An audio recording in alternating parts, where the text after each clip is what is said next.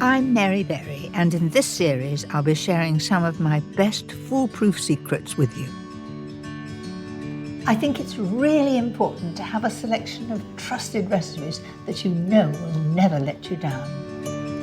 No matter what the occasion, I'll show you how to make it simple. From my delicious ideas for lazy days... Here, darling, a treat for you. I could get quite used to this. It's very nice. To easy recipes when time is tight. And scrumptious goodies to thrill the family. Oh, thank you very much. A spoon. Today, it's foolproof recipes for those days when you want something that's just a little bit special. It's a real treat.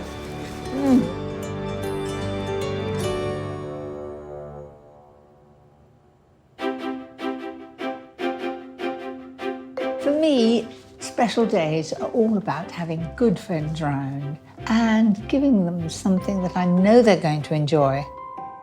It's time to push the boat out with the very best ingredients for dishes that feel truly sumptuous. But it really must be something that I can prepare ahead so that I can spend time with them. A seafood treat that's the height of decadence. A gorgeous vegetable dish that's bound to impress. A regal classic that will satisfy the heartiest appetite. And a stunning pud that will finish things off with great style. But let's begin with a dinner party favourite.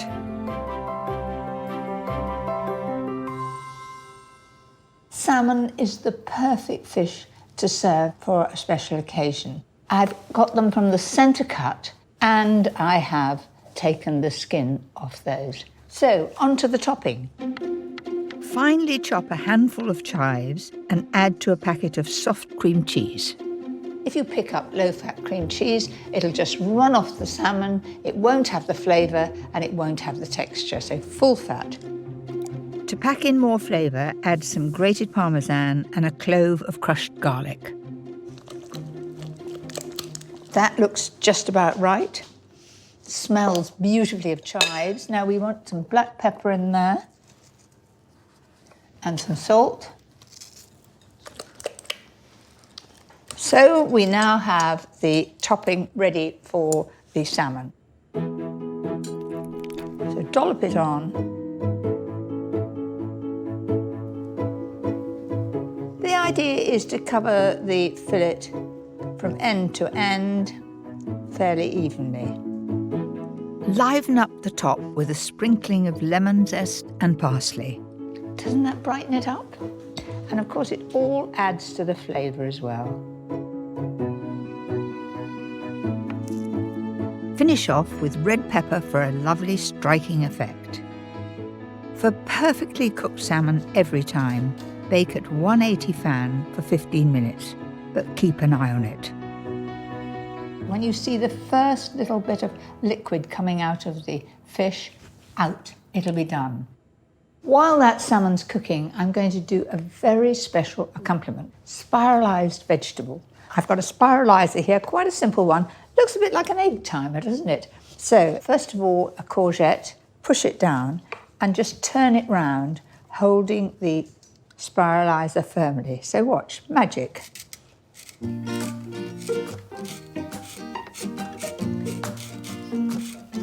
you know, it's a bit like sharpening a pencil, isn't it? A few carrots add a splash of colour. Helps to have two weapons to stir it, and you just turn it like this. And finally, parsley, lemon juice and zest to set off the flavour of our fish. Lift that up. Whee, just like spaghetti. That's a new healthy way to do veg.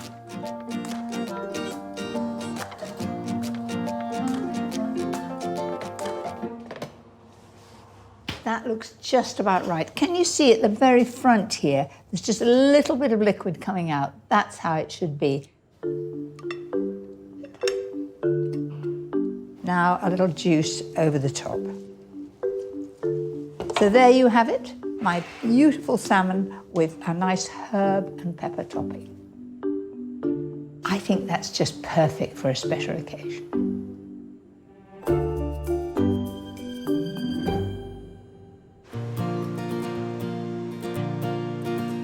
Sometimes special days require a bit of decadence. And for me, there's nothing more indulgent than lobster. I've travelled to Ventnor on the Isle of Wight to meet Ed Blake, whose family have been making a living off these shores since the 1830s. Hello, right? Hello, Ed. Yes, it is. You're taking me lobster catching. I am, yeah. And what a day. It's How beautiful, marvellous. isn't it? Absolutely beautiful. Come aboard. Can I just take your hand? Yeah, I'll come this way. I'll On stand the leg back. in. This is a first for me. Unfortunately, not for me. Around 400 lobster pots lie at the bottom of these waters, strung together in rows. Boy, just ahead. Every 24 hours, the fishermen head out to check each one, hoping their bait has done the trick. Here we go, the first pot's on its way. Local laws keep the lobster population in check. So here we go, first lobster of the day. Right. Just gauge in. Right. So it goes from behind the eye socket to the back of the head. This one is undersized here. And you Has see- to be past that. Yeah, yes, the back of the head has to be up to there. So, So that goes back. he goes back. It's your lucky day. Why is Ventnor a good place to find lobsters? Right, off of here, off of Ventnor, we got the point of the Isle of Wight, and there's the headland of Cherbourg, which causes a pinching in of the land, which accelerates the tide through it. This means the lobsters have to be strong to be able to fight against these strong currents, and also have a very good feed supply, because the more tide there is, the more nutrients there is in the water being carried. So they don't have to move far to get their feed, a lot of feed.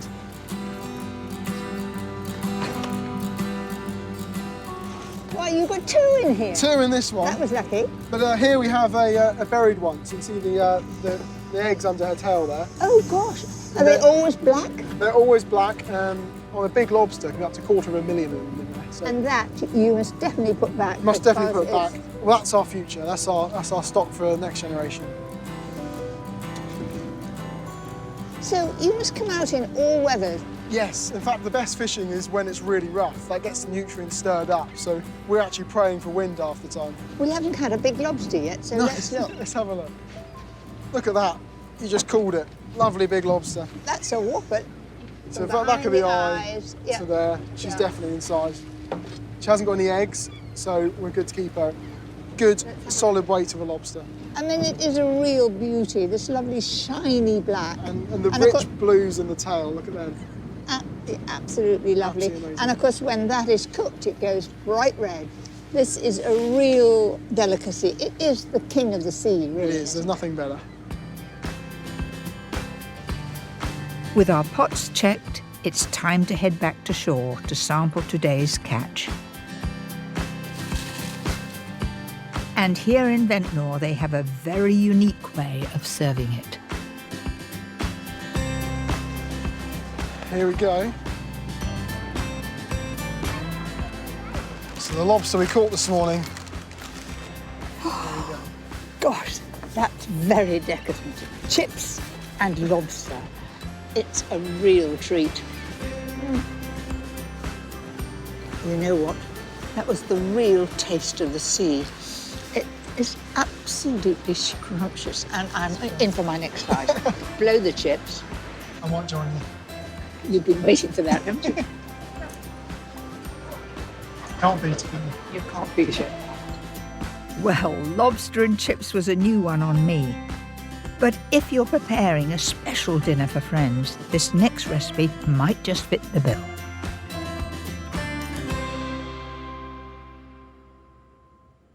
Right, first of all, let me make the aioli.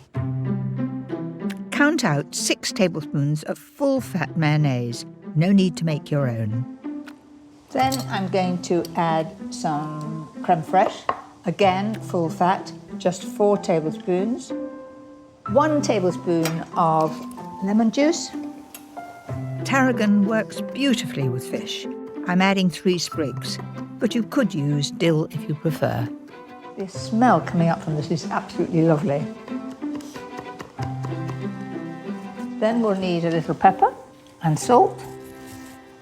Now, aioli is French mayonnaise with garlic, a lot of garlic. I've just put 1 clove of garlic because I find when you press it, all that juice comes out, and I think that's plenty. Don't be tempted to chop it because you'll get big pieces in your teeth and you'll know it for a couple of days. Right, the next thing is to cook the lobster tails. Here they are, and they take no time to cook, about 5 minutes. All I need is boiling salted water. That's it. I want a delicate vegetable alongside, so tender asparagus is perfect. They snap just where the tenderness finishes. Just watch, like that. There we are. The lobster has had its 5 minutes. Look at that gorgeous, bright pink. Lovely. Now, that's too hot for me to handle, so just leave it. Don't go and run it under cold water. That'll take some of the lovely salty flavour away. So just leave that naturally to get cold. Get on and do another job. Have you made the beds yet? Now, don't panic about removing the tail. This method is foolproof. Don't try and do it cutting the back. Turn it right over to the softer side, hold the tail, and put the point of a knife in there, right in the middle, and cut down. There we are. Then we do it from the other end. Just to where I started before, push that down. Once you've got it in like that, then just go, how about that? So, once you've done that, it doesn't look so attractive, but there's a lovely surprise on the other side of the tail. It's a glorious, bright pink. Let me show you. What I'm doing is gently prizing it away from the skin. There we are. This dish is all about showing off. So put the 2 halves back in the opposite shelves. They will fit, trust me. Take some lamb's lettuce, and I'm going to sit the lobster tail on it, so it looks as though it's sitting on some rather bright seaweed. Then some asparagus. All that needs is the aioli, so a nice blob of that. So there it is, a real treat, pushing the boat out, lobster tails with asparagus and tarragon aioli.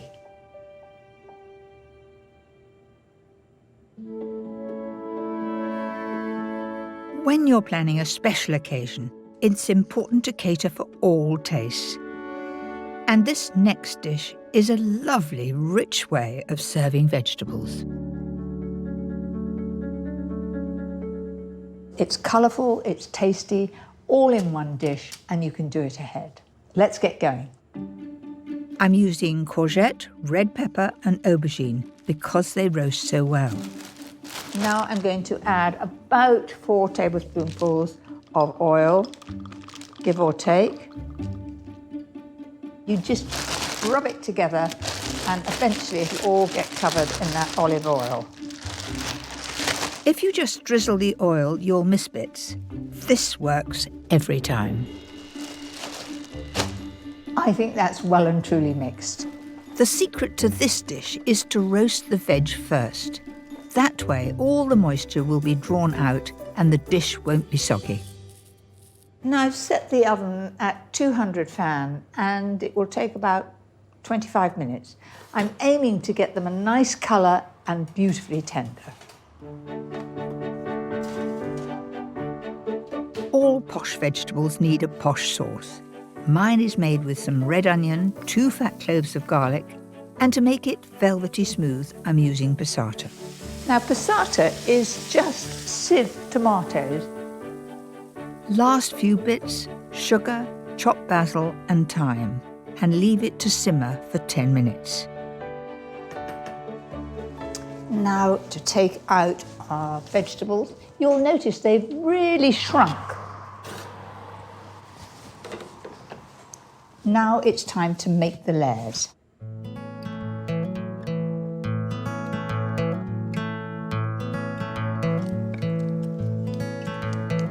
That's it, looks colourful already. For real richness of flavour, a generous layer of grated Gruyere cheese. So when that cooks, it all melts. So you can imagine you have this sort of lovely stringiness in the middle, which adds to the flavour, adds to the style of the dish. Now that really works out rather well, doesn't it? That's it. Finally, for a sense of occasion, top with generous chunks of tomato wedges. Once I've done all this, you look at it and you think, that's all ready for my special party. It's all done. All I've got to do is put it in the oven. It's a lovely feeling to be able to prepare ahead. Cover it with foil to help it cook evenly and steam the tomatoes. Then into the oven at 180 fan for around 25 minutes.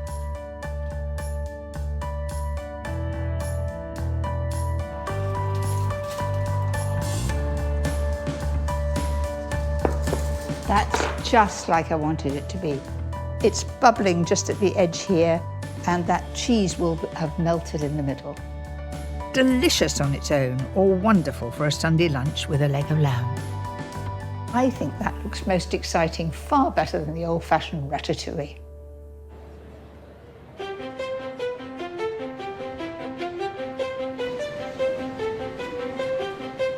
Some of my most special days are those shared with friends.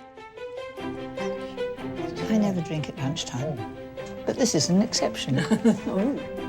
A chance to share stories and remember the good old days. The only thing I ever cooked before I married Paddy was lamb chops. Did you woo him on lamb chops? No, he took me out to dinner all the time. I've known Mary, must be 53 or 4 years now. We did a dish in Housewife magazine with Chinese food, which was fairly new in those days, in the early 60s. Well, this is Shirley, and very unlike Shirley, you've just got a cup of coffee or tea in your hand. Times have certainly changed, but here at Rules, things have stayed firmly in the past. It has been going since 1798 and is renowned for a dish which has remained unchanged for many years: Beef Wellington. The origin of this dish is unclear. Some say it was invented in Wellington, New Zealand. But I like the rumour that it was created in honour of the first Duke of Wellington, Arthur Wellesley. Well, it's one of the classic dishes of this country, really, isn't it? But it's a bit of a finicky dish to actually make, and a lot of people don't really perhaps have the time or the expertise or whatever else to stand here and make it. There's a few processes involved. It's not something that you can just come home, bang, in the oven. So you need to think about it, maybe pre-plan a wee bit and be quite organised.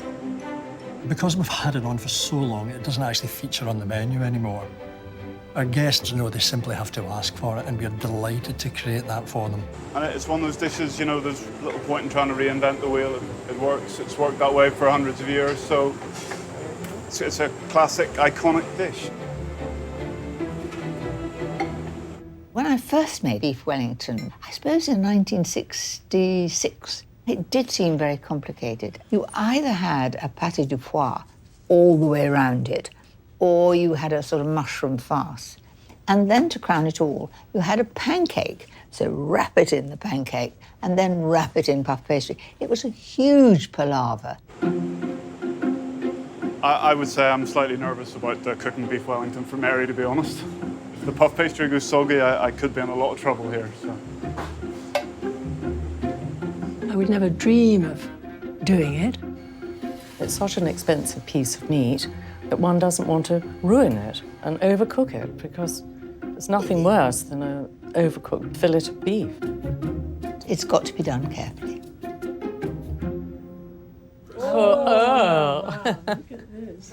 How beautiful is that?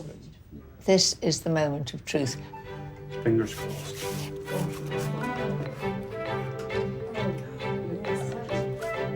It's a very large man portion. Oh, It does my look God. perfect. That is perfect. Oh, the meat is beautifully pink, and the crowning glory is the pastry. As I tap my finger against it, it's as crisp as can be. Perfection. I'm a very relieved man, Mary. Very relieved man. What are we waiting for? It is so delicious. This is the most gorgeous flavour. And none of us have cooked it. What a treat. That really was a stunning Beef Wellington. But if you want to make one at home, my version is far simpler. And just perfect for that special dinner party. The first thing you need for Beef Wellington is wonderful beef fillet. Now, I've got one here, and it is the middle cut. Now, that's important if you want to get every slice cooked the same degree. Now, it is expensive, but providing you cook it well, it'll be a real treat. It's essential you take the time to seal the meat first. There it is, sizzling. This will give it a much better flavour later on.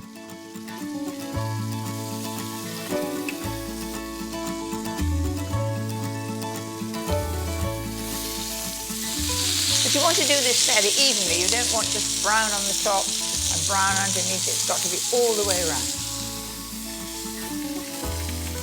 Remember, this is not cooking the beef. This is just browning it.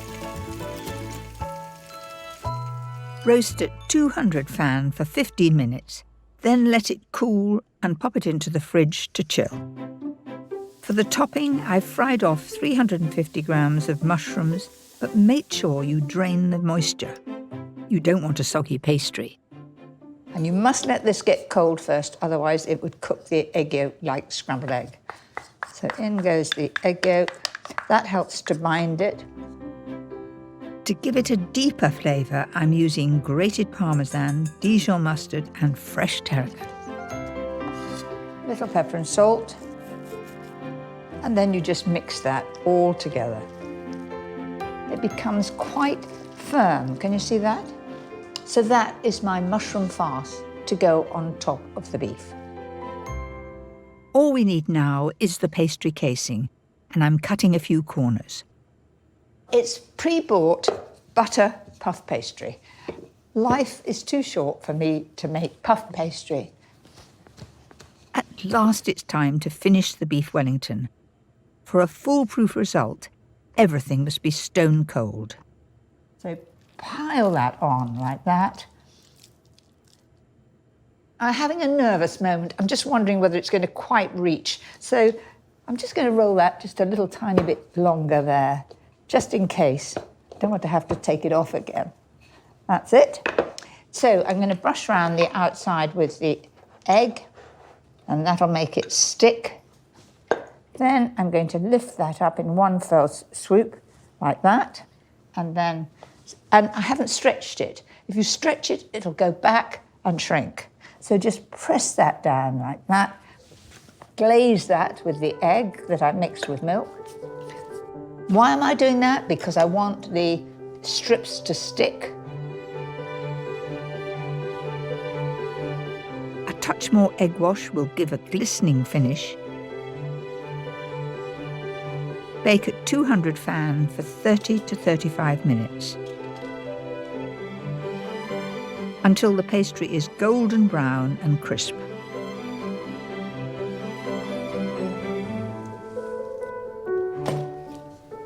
Doesn't that look amazing? There'll be a lot of oohs and ahs at the table when that arrives. You just pull that away like that, and you can see that that's a lovely pink colour.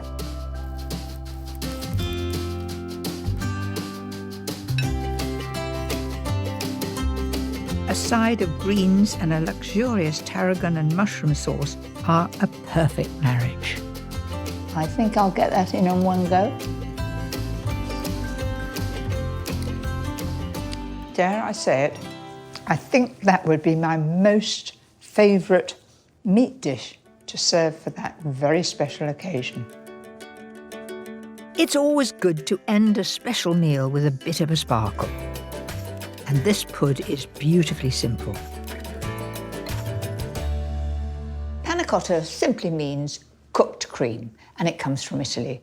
If you're in Italy, it's there on every menu. So that's 900 ml of cream, and then I'm going to add the sugar, 75 grams. In that goes. And I'm going to heat it simply enough to be really, really hot and dissolve that sugar. For that hint of latte, add equal parts of instant coffee and water. You could, if you wish, use 1 shot of espresso coffee if you prefer, but this I find gives a really good flavour. Now, to make the whole thing set, I need gelatin.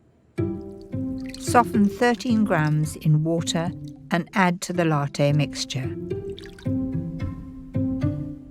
Don't expect it to be like a thick sauce or anything. You won't notice any difference in the consistency, except that there's no floppy gelatin there. That's absolutely ready to go. That was easy, wasn't it?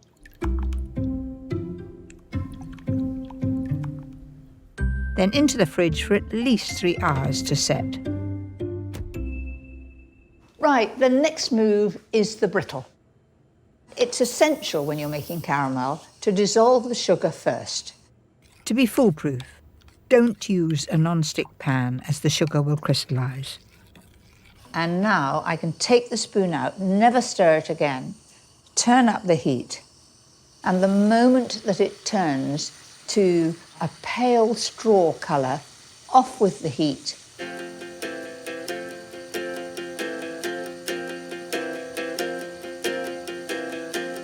I think that's almost the colour I want. So I'm going to turn the heat off. In goes the nuts. Move it round. And then pour that.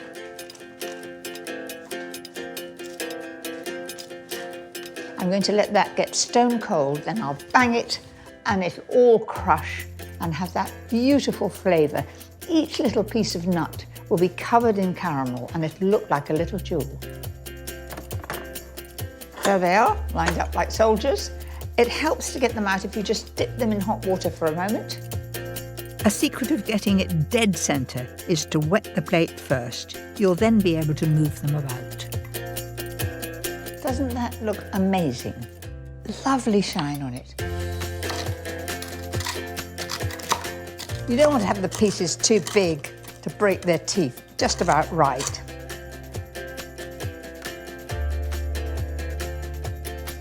I promise you that that is going to bring a sparkle to the eyes of all your guests and friends. A perfect ending to that very special meal. I loved being here. Jane. What a treat. What a treat. Lovely. Happy days. Next time, it's my foolproof recipes for days when you need something comforting. Life doesn't get better than that.